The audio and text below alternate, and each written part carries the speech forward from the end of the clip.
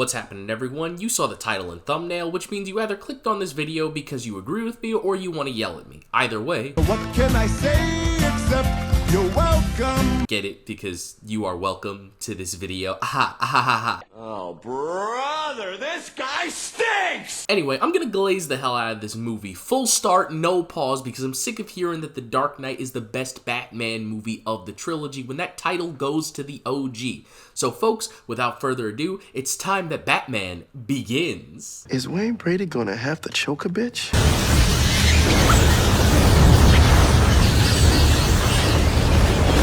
Now, before we get deep into the video, I want to explain the metric by which I deem Batman Begins the best of Nolan's trilogy. That metric being that it is the most faithful adaptation of the character of Batman throughout this entire trilogy. You see, at this point, it's no surprise to anyone that Nolan's trilogy is known as the grounded, realistic take on Batman. However, I don't think that really comes into effect until you get to The Dark Knight and The Dark Knight Rises. Batman Begins is a very goofy and comic book coded movie that has few surface level changes that make him more grounded and realistic, like the fact that his batarangs are ninja stars, or the fact that the Batmobile is a tank instead of a super high-tech vehicle, or stuff like Scarecrow wearing a normal suit instead of, well, a Scarecrow costume. You compare stuff like this to the other two movies where Joker is a guy in clown makeup with scars instead of a dude that fell into a vat of toxic waste, or Bane is whatever the hell this was supposed to be. Harvey Dent!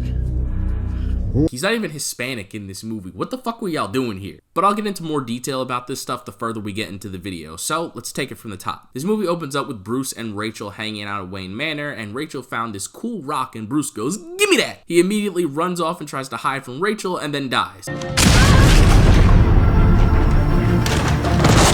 Okay, that's a bit of an exaggeration, but he does gain a phobia of bats from it. Help! Help! Help me! We then cut to the present and see an adult Bruce in the midst of his journey to become Batman, and I find this scene so hilarious because everyone here speaks English for some reason. I'm going to fight you Again? until I kill you.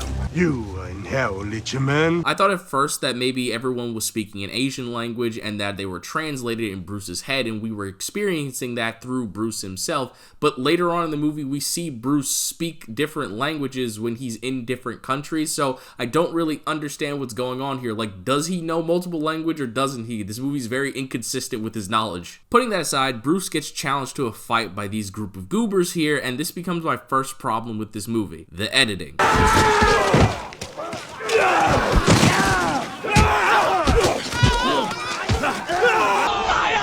I'll admit, this is a hyper-specific problem to me because I was raised off of martial arts movies like Crouching Tiger, Hidden Dragon, The One, Enter the Dragon, Ip Man, Ogbak, Dragon Tiger Gate. Y'all don't know shit about no Dragon Tiger Gate.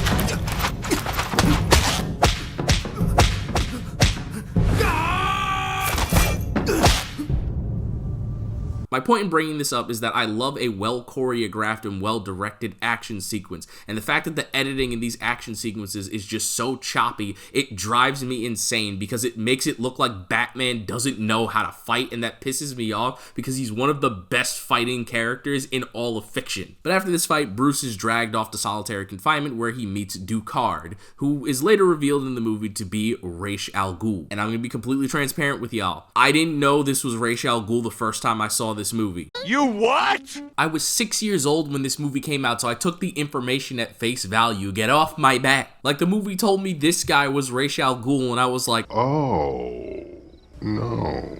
because in my mind, this was Ra's al Ghul because of the animated series, so I thought it was weird that they made such a drastic change, and then when it was revealed that this guy was actually Ra's al Ghul, I was like, oh, that makes more sense. But getting back to the main story, Bruce and Ducard have a conversation about him being invited to the League of Shadows, as well as Ducard telling Bruce what it means to create the mantle of Batman. If you make yourself more than just a man, if you devote yourself to an ideal, then you become something else entirely. Legend. I have a problem with this, but I'm going to save it later after a couple more things that relate to the same issue pop up. Now, Bruce is freed from prison and he has a task in order to enter the League of Shadows. He must take this blue flower to the top of a mountain, which honestly isn't that daunting of a task. He gets to the top of the mountain pretty easily and then immediately gets his ass kicked. And you are afraid. not of me. We then cut back to Bruce's little kid being rescued by his dad from the well, and he gives Rachel back the rock that he stole from her. And why does this rock look so oh, god damn it. Arrow really just stole everything from Batman, bar for bar, band for band, because why does this show also have a special rock that belonged to the love interest that dies? What is going on here? We skip ahead a little bit, and the Waynes are going out for a night in the town to visit the opera, and Thomas explains to Bruce while on the train that their company built this train and that it leads directly to Wayne Enterprises. Foreshadowing. They get to the opera and Bruce gets scared because there are bats in the performance, so the family ends up leaving a bit early. And I really like this moment here where Bruce's dad covers for him being scared by saying he just wanted to get out of the opera to get some fresh air. It's such a cute father-son moment that's extremely short-lived.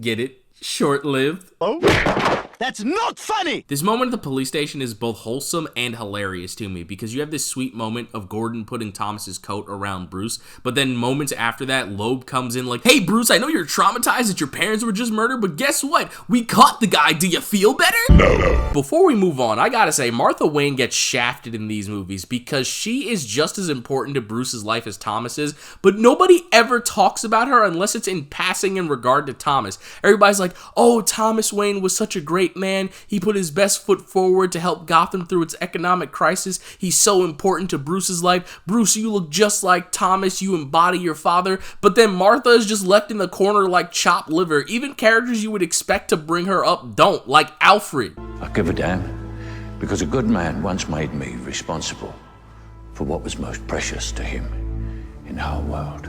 Like, damn, Al, what about Martha? Was she not important to you either? I understand why Batman v Superman put so much emphasis on Martha because they really shafted her in this film. Hashtag put respect on Martha Wayne, damn. And then we cut back to the present where Bruce is still training with the League of Shadows, and honestly, this part of the movie is just a compilation of Bruce training and to see how he gets all of his ninja skills, so we don't really need to cover this. We then flash back one final time to see a young man, Bruce Wayne, return to Gotham in order to go to the court hearing of Joe Chill. You see, Chill is going to be released from prison on the grounds that he becomes an informant due to the fact that he was cellmates with Carmine Falcone. And obviously Bruce has a problem with that because, you know, Bruce then meets up with his childhood friend Rachel, who, if I'm being perfectly honest, really should have been Harvey Dent because Rachel doesn't really add anything worth of value to this movie, but I'm getting ahead of myself. I will get to that in a second. The two of them head off to Chill's trial, and I'm not gonna lie, I'm a bit disappointed Bruce doesn't say anything at the court hearing, but that's mainly because I'm currently reading Absolute Batman,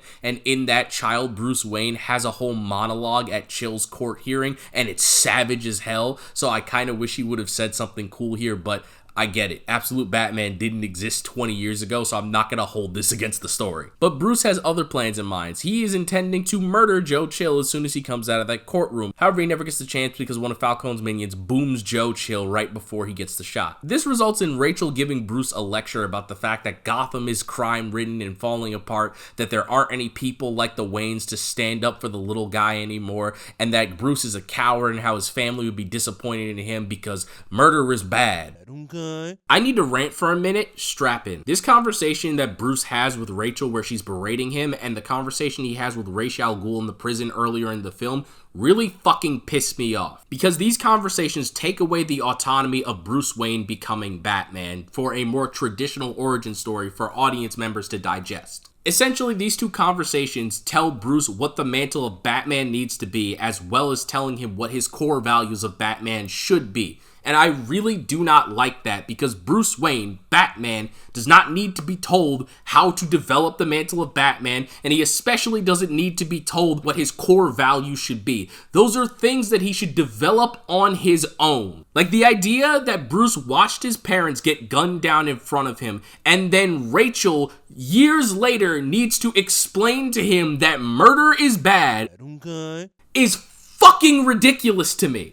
Because traditionally speaking, when Bruce watches his family die, something breaks inside of him that creates this relentless drive to become the Batman. He wants to preserve all life, he hates guns, and he wants to stop criminals so people don't end up just like he did. That all happens because of what happened to his family. He didn't need someone to tell him that. He developed that mantra, that drive, that spirit inside of him because of what happened to him as a child. So the idea that this movie feels the need to have Rachel be like, but Bruce, killing is bad, is so fucking benign because he doesn't need that to happen. And he especially doesn't need Ra's al Ghul to explain to him that he needs to create a mantle that's a legend in order to make change. He figures that out on his own when he wants to scare criminals beyond just being a normal person. All of this stuff is things that Bruce can come up with on his own like he does in the source material. And that's not me saying that as a 26-year-old comic book fan.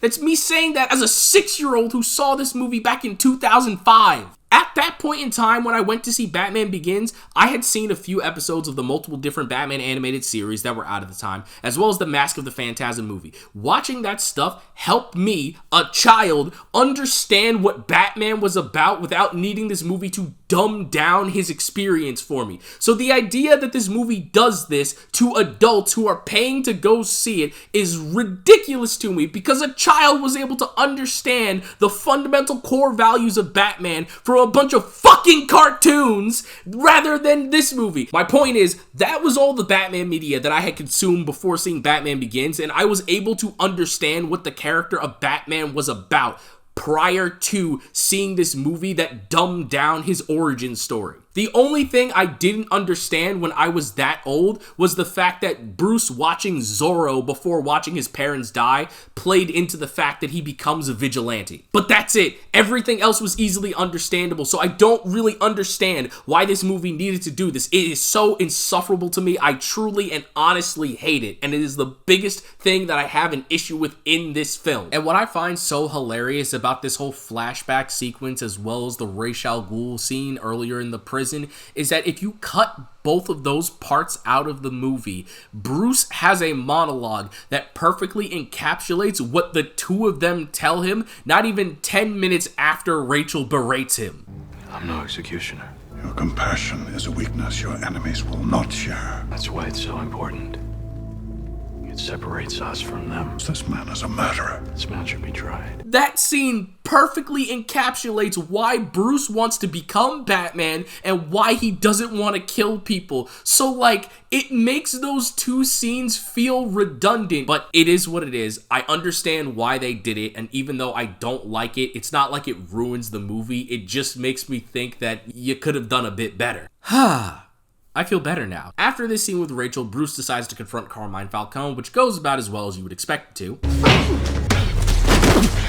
I'll be crying if I look like that too, bro. That's fucked up what they be doing to y'all. Then he trades jackets with this homeless man and heads off on his journey to become Batman. Now we cut back to the present one last time where we see Bruce has completed his training with the League of Shadows. He's told to kill this man. He refuses. That leads into the monologue that I played just a moment ago. And then Bruce gets into a fight with the League of Shadows in order to escape so he can get back to Gotham. And this scene is so weird because they mention that Bruce and the League of Shadow members in general are trained to be able to fight 600 men. So the idea that all of them just kind of run away when Bruce starts blowing up the building is kind of funny. But this movie isn't really about the action, so I get what's going on here. Bruce then saves the real Ra's al Ghul from falling, who he still thinks is Ducard at the moment. He drops him off with some villagers, and then he heads back to Gotham. And now I need to bring up something that makes this a better adaptation than the other two movies, that being Alfred.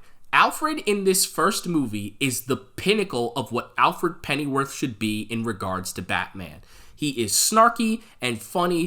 What is the point of all those push-ups if you can't even lift a bloody log? Bruh. But deep down, you can feel his love and passion for Bruce, but he never dissuades him from being the Batman, and I really appreciate that. As opposed to later installments in the movie where Alfred just becomes anti-vigilante and he just hates that Bruce is Batman 24/7. Like, seriously, this man is Bruce's biggest op in The Dark Knight Rises, and I don't understand why this shift happened. But in this movie, despite him being concerned for Bruce, he's still on board and helps Bruce throughout everything. A core part of this movie is that even when Bruce is on his path to becoming Batman and he feels like he's doing things wrong, Alfred reassures him that he'll never give up on him. Still haven't given up on me. never. And I really love that. This is truthfully and honestly the best that Alfred has been in any Batman movie that we've had, live action wise, obviously. And now that Bruce has returned to Gotham, he gets a job working with Lucius Fox at Wayne Tech, and I absolutely love this whole dynamic that the two of them have. Because Lucius clearly knows that Bruce is building the mantle of Batman. Well, he doesn't exactly know just yet because he hasn't really been going out doing vigilante stuff, but like he understands that Bruce is doing something that isn't what he's saying, because Bruce says that he's using this for like extreme sports and spelunking, and it's like, yeah, okay, bro, you really need a super suit that's bulletproof and knife resistant so you can go spelunking. Yeah, I truthfully believe that. Which eventually leads into this very fun interaction between Bruce and Lucius. Dwayne, you don't want to tell me exactly what you're doing. When I'm asked, I don't have to lie. But don't think of me as an idiot. Fair enough. Like, that's really cool. I like the fact that he's becoming a member of the Bat family by just knowing that Bruce is doing something and trusting that he's like his dad and will do something good with everything that he's taking, as opposed to being against him. That's really nice. But this section of the movie is the fun and games part of filmmaking, and it truly puts the fun into fun and games, because this part is so entertaining to watch. Bruce is just getting all of his tech. He has so many cute interactions with Alfred, like when he has to order the cowls online. They'll have to be large orders to avoid suspicion. How large?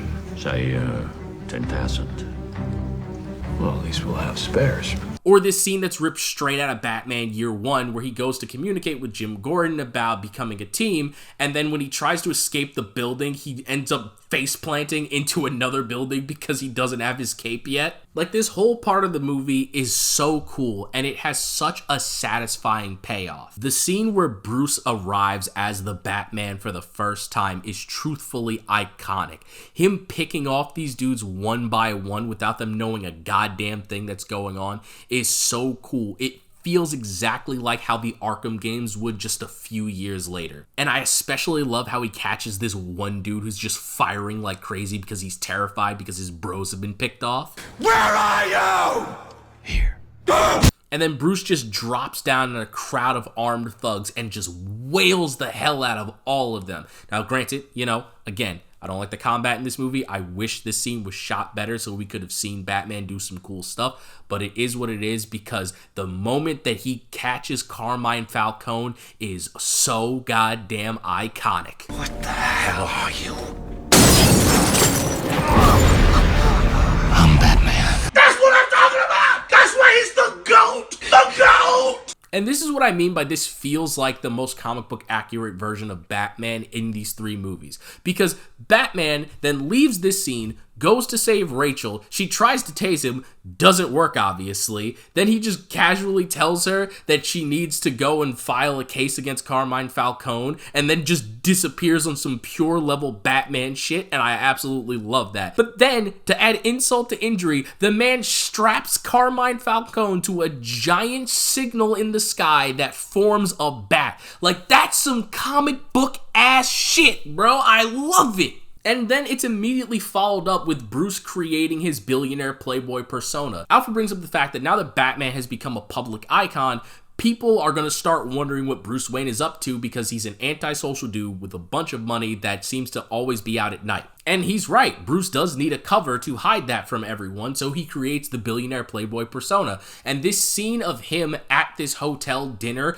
perfectly encapsulates that. Him showing up there with two beautiful European women that start doing something weird and crazy, like, I don't really get why they just hopped in the pool, but like, you know what, I saw Euro Trip. Europeans can be freaky. I don't know what to say. But this whole sequence is just so charming. Christian Bale truly nails being the billionaire playboy of Bruce Wayne, and I absolutely love that, and it's a shame we haven't really gotten this since. But then, unfortunately, we have more romantic subplot between Rachel and Bruce, and I just don't care. Rachel feels like the most forced character in this movie. Like, Christopher Nolan had the plot of Batman Begins, and then a studio exec was like, okay, could you add in a romantic subplot? Seriously, I think Rachel should have just been Harvey Dent. I know I briefly mentioned it earlier, but she basically is just Harvey Dent, just with a vagina. Like, she works at the DA's office, she combats crime, she has a strong sense of justice, she's a childhood friend of Bruce's. Like, she is just Harvey Dent,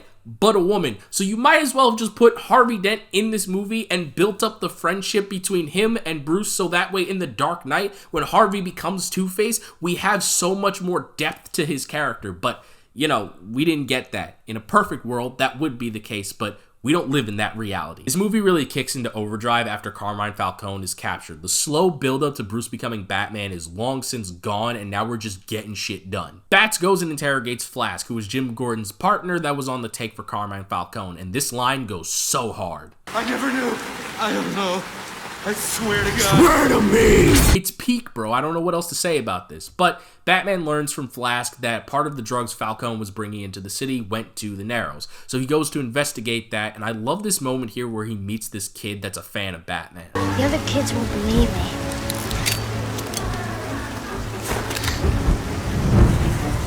Like, this is something Batman would do. A lot of people don't understand that Batman really likes people. He's just very dark and brooding. And so many people take that as like, he's super antisocial and he doesn't like being around people. No, Batman is a very kind and warming individual, and people need to understand that more. Like, I completely forgot to mention this, but when he stopped Carmine Falcone, he ran into the homeless guy that he gave his jacket to at the beginning of the movie, and it resulted in this. Nice go.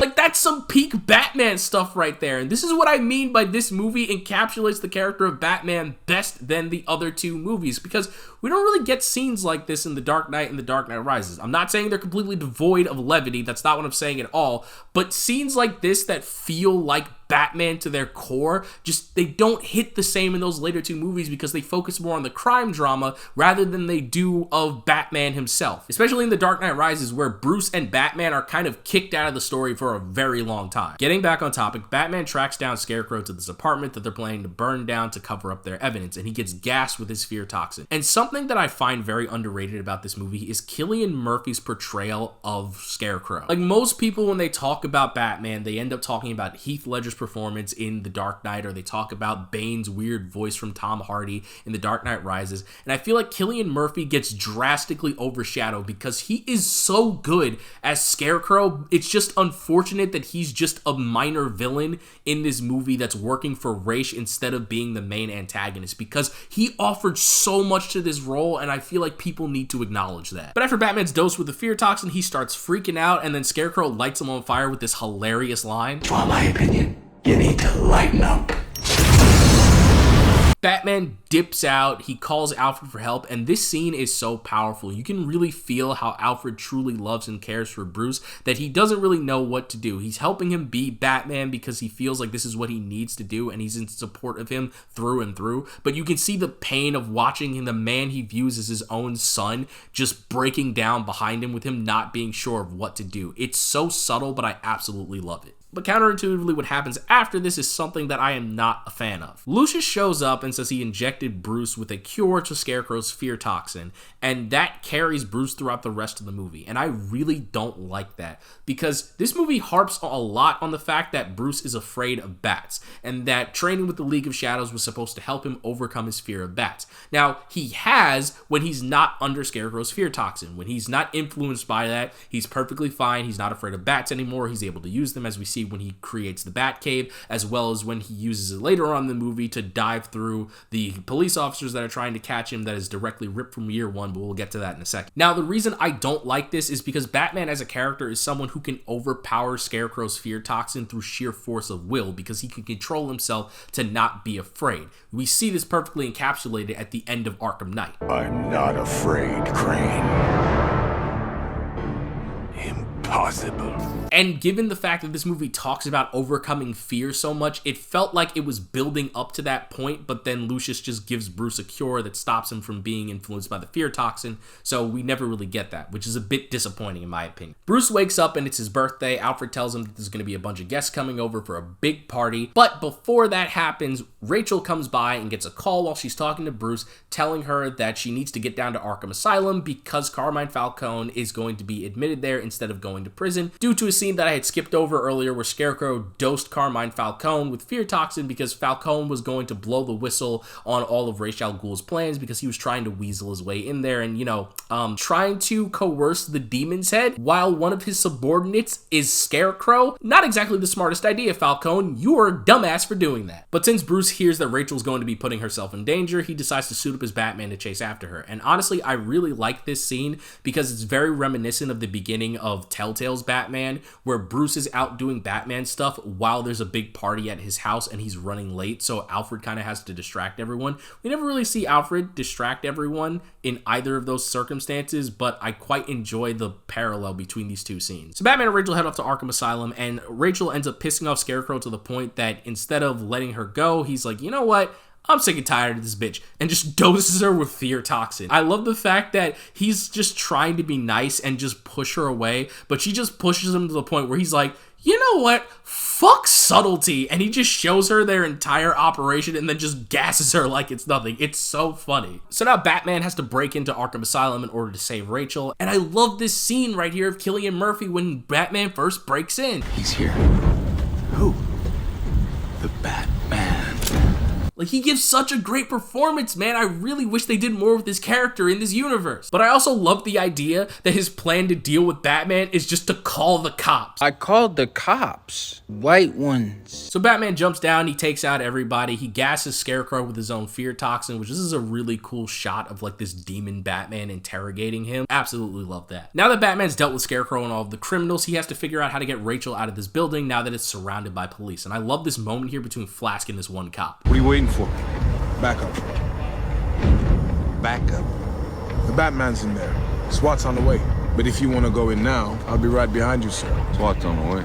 It's so campy and comic booky. It fits so well within the world of Batman. And I love the idea that Flask is just terrified of Batman now after that interrogation from earlier in the movie. So Jim is the only one that goes inside because he's not afraid of Batman and knows that he's a good guy. So now Batman tells Gordon he needs to get Rachel out of the building and that he has a way of dealing with it. And that's when we get the classic sequence ripped straight out of Batman Year One, where Batman summons a swarm of bats to attack the police so he can cover his escape from the building that they have surrounded. It is so cool, man. I absolutely love this. Now, granted, I am not saying I don't like The Dark Knight or The Dark Knight Rises. I think those movies are phenomenal. I think The Dark Knight as a narrative is better than Batman Begins.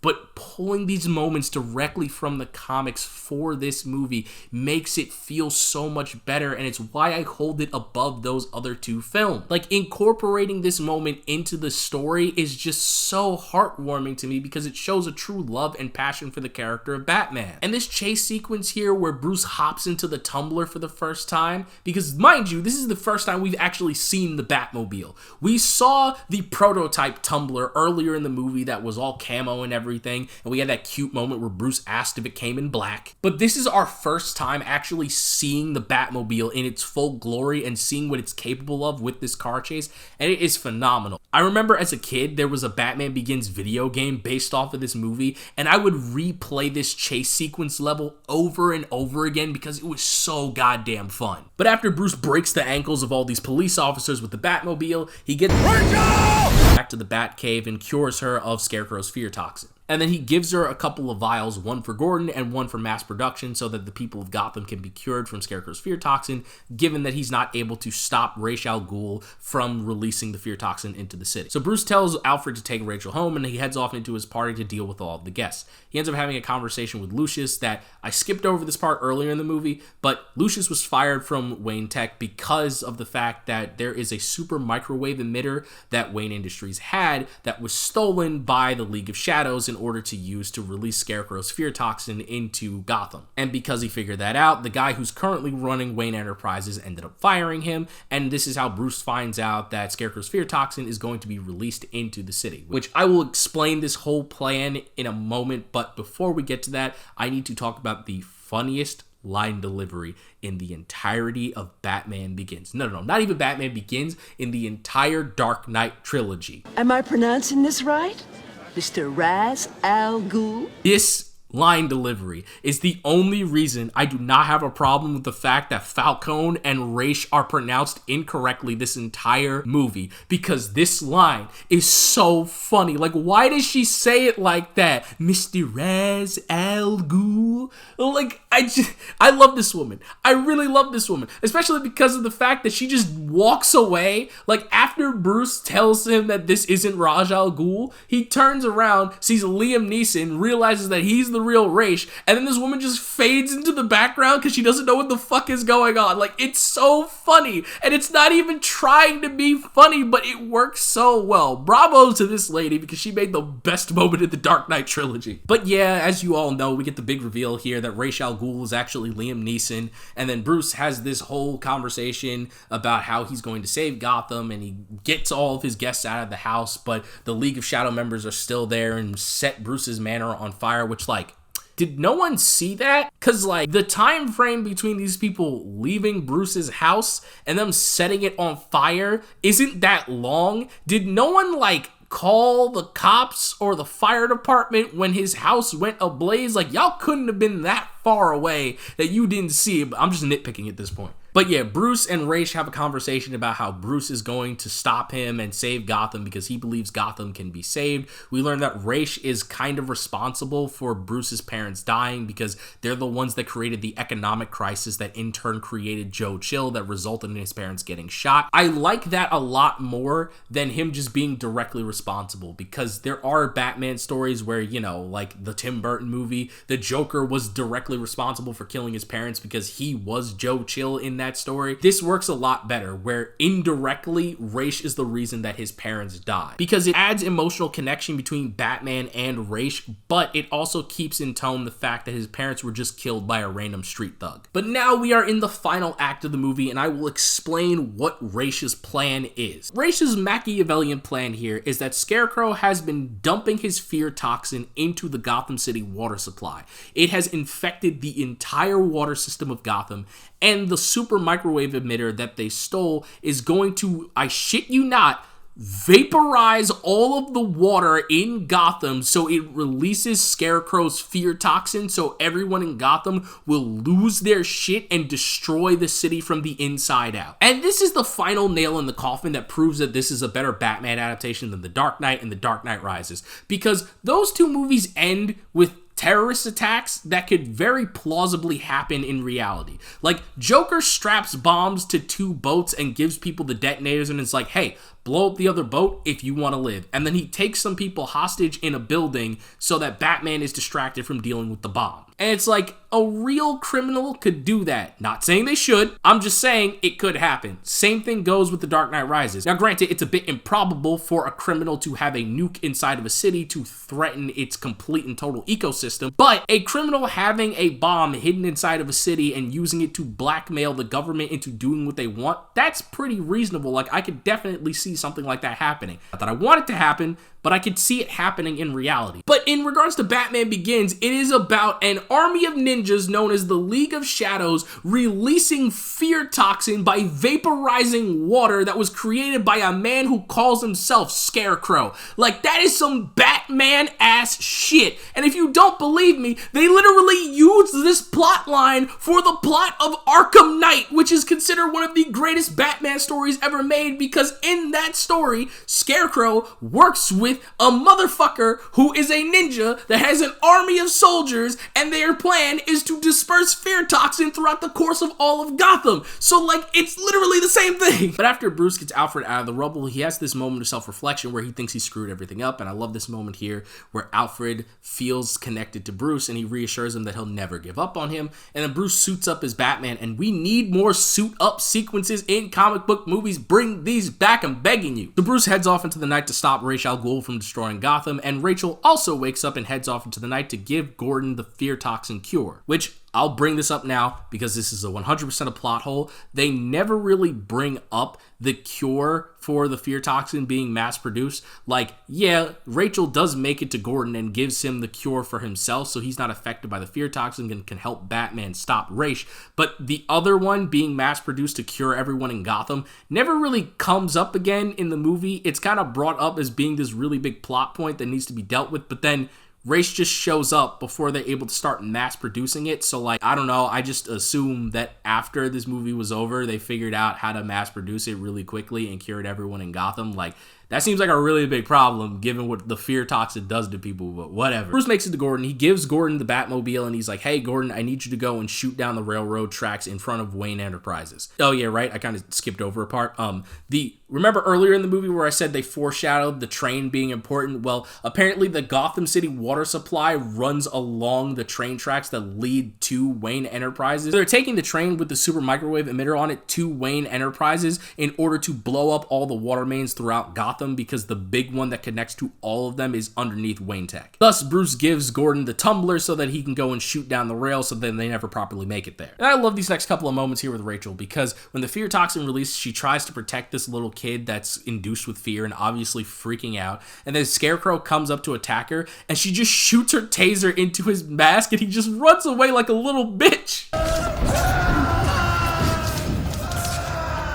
Wow. Like, as much as I want more respect put on Scarecrow, I want this to be the way that he gets taken out in this movie at 100%. It is so funny. But then all of these crazy people in Gotham show up, and like, I guess they're implying that crazy people aren't affected by Scarecrow's fear toxin because all of these criminals from Arkham seem perfectly normal. It reminds me a lot of when the psychos in Arkham were released in Arkham Asylum, you know?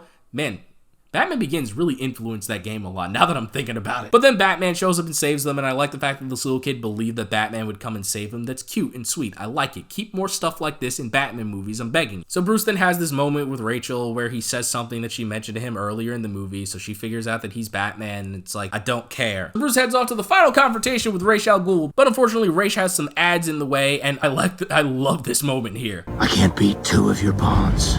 As you wish.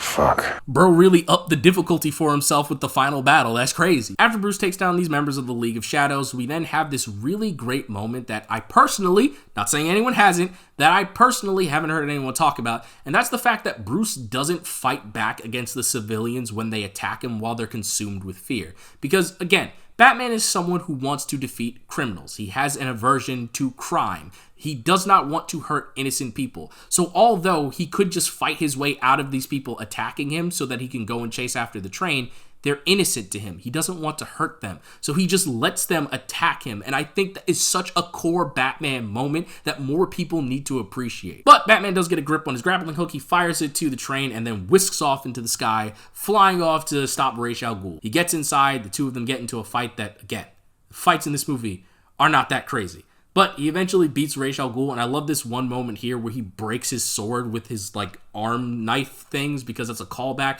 to earlier in the movie where Bruce lost his fight to him. Gordon ends up making it ahead to the train tracks to blow them to smithereens so that the train will never make it to Wayne Enterprises, and I will admit, although I think this line is cool, I won't kill you, but I don't have to save you. Hold up. Wait a minute. That ain't right. he kind of does. Like, that's Batman's whole thing. He values life in all capacity and will save anyone, including his villains. So, like, although the line is hard, I feel like he really should have saved Ra's here. But if I'm being honest, when I was 6 and I saw this movie, it didn't bother me that much because I assumed that the Lazarus Pit was a thing and that Ra's was going to come back, because they allude to the fact that Ra's is immortal when he meets him at the party. So I assumed that the Lazarus Pit was something that we just didn't see in this movie and that it would be a surprise reveal, that Ra's would come back in another Batman film, but then we get the confirmation that he's just dead when Talia shows up in The Dark Knight Rises, which she really should have been in this movie. I do not understand why a movie where Batman has to deal with the League of Shadows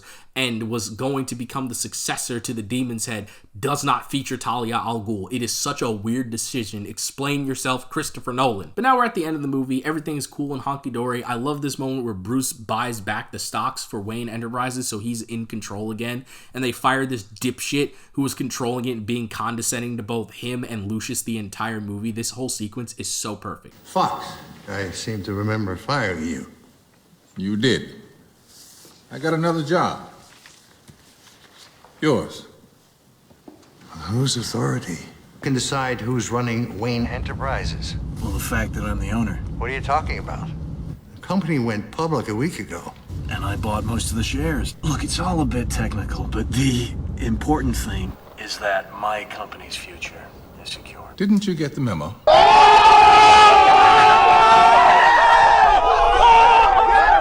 Then we get a resolution between Rachel and Bruce, and I could swear everything this woman says is tailored to piss me off, because she talks about the fact that she can't be with Bruce because the real Bruce, the one that she loved, disappeared, and the one that came back is the Batman, and that's not true. Most people think that Batman has 2 personas, but that isn't the case. He has 3. There's the Batman, there's the fake billionaire playboy, and then there's Batman without the cowl. That's the real Bruce Wayne, where he's not putting on a front for who he is. He doesn't have to hide that he's Batman. He doesn't have to put on a facade of his personality. This is how Bruce acts behind closed doors when he's hanging out with Alfred and the Bat family. That person is still there. That person could still date Rachel. So her being like, nah, the real you is Batman and Bruce Wayne is just the facade billionaire playboy. He's his real authentic self right now. You could still date him, woman. Are you stupid? But despite that ridiculous scene, it's recovered by Alfred coming up and being like, so Master Wayne, we should probably add some improvements to Wayne Manor. I'm sorry to all British people, that was a terrible accent. I deeply apologize for that. And then we get a super sick ending where Batman gets the card for the Joker and then jumps off into the night. And that's the end of Batman Begins. Now, obviously this movie has its flaws. I've voiced my opinion on them throughout this entire video, but even taking those into account, I still regard this as the most faithful adaptation of Nolan's trilogy. This movie gets so much right more than it gets wrong, and it's astonishing because it came out in the era before superhero movies were expected to adhere to their comic book counterparts. This was the era where Spider-Man's webs came out of his skin, the era where the X-Men wore black leather instead of yellow spandex. So the fact that this movie, even though it takes a grounded approach to The Dark Knight, manages to be this faithful to the character is just absolutely insane, and I have so much respect for the fact that it does this. And by no means am I diminishing The Dark Knight. I believe that movie is absolutely incredible, and the story is definitely a step above this one. But this movie, Batman Begins, just knows how to nail the vibe of Batman, even with all the changes that it made, regardless of if I liked it or I didn't. And whether or not you agree with me or don't, I hope you enjoyed this video, and I appreciate you taking the time out of your day to watch my ramblings on the internet. So, without further ado, I'm the innocent villain. Remember, folks, you're innocent until proven villainous, and I'll be covering The Dark Knight whenever the video is ready. Peace.